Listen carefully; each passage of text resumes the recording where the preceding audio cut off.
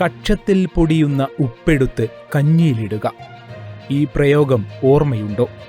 കൊച്ചരാഘവൻ, കൊടംകാച്ചി അപ്പച്ചൻ, Kottan Sunny, മധ്യസ്ഥനായ Jeremiah's, ഇരുപുഴയും കുഞ്ഞാണ്ടിയും എന്നീ കഥാപാത്രങ്ങളെ മലയാളികൾക്ക് മറക്കാനാവുമോ?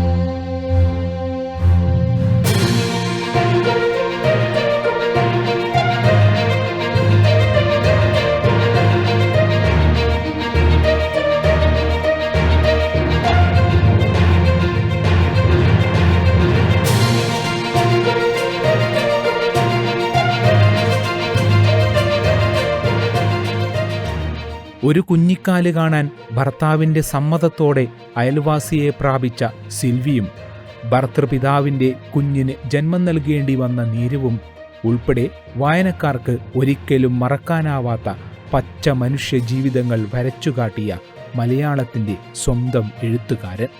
ഒരു എഴുത്തുകാരൻ എന്ന് പറഞ്ഞാൽ എനിക്കൊന്ന് ഏറ്റവും ഓർമ്മകളുള്ള ആളായിരിക്കണം എഴുത്തുകാരൻ. കാരണം ജീവിതത്തിൽ അദ്ദേഹം കടന്നു പോകുന്ന ഓരോ വഴികളും ഇന്ന് ഞാൻ തിരിഞ്ഞു നോക്കുമ്പോൾ ആ സ്കൂളിൽ നിന്ന് എനിക്ക് കിട്ടിയ വിദ്യാഭ്യാസത്തെക്കാൾ ഇരിട്ടിയിലെ 3 സിനിമാ തിയേറ്ററുകളിൽ നിന്നാണ് എനിക്കറിവ് കിട്ടിയത്. കാരണം ഞാൻ സ്കൂളിൽ എല്ലാ ദിവസവും ഒന്നും പോകില്ല.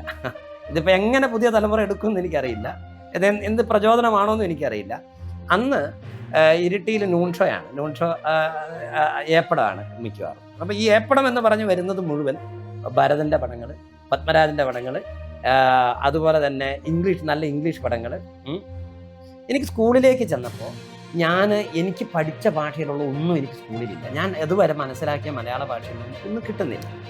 ഈ എഴുത്തച്ഛൻ്റെ ചക്ഷുശ്രവണ ഗളസ്തമാം ദുർദുരം ഭക്ഷണത്തിന് അപേക്ഷിക്കുന്ന പോലെ കാലാഹിന പരിഗ്രസ്തമാം ലോകവും ആലോല ചേതസ ഭോഗങ്ങൾ തരുന്നു എന്ന് പറയുമ്പോൾ എനിക്കത് മനസ്സിലാകുന്നില്ല. കള്ളം പവിത്രൻ എന്ന് തുടങ്ങി മലയാളത്തിൽ കള്ളം പവിത്രൻ്റെ ആ മാജിക്കൽ റിയലിസം രംഗം പാത്രവുമായിട്ട് പോകുന്നത്. ഇപ്പം നമ്മൾ തിയേറ്ററിൽ സെക്സ് കാണാൻ കയറിയ നമ്മൾ നോക്കുമ്പോൾ, അതായത് കള്ളം പവിത്രൻ ബാസിയുടെ കടയിൽ ഇതുകൊണ്ട് കൊടുക്കുന്ന ആ മാജിക്കൽ റിലീസ് അത് അന്നേ നമ്മുടെ മനസ്സിൽ പതിയുകയാണ്.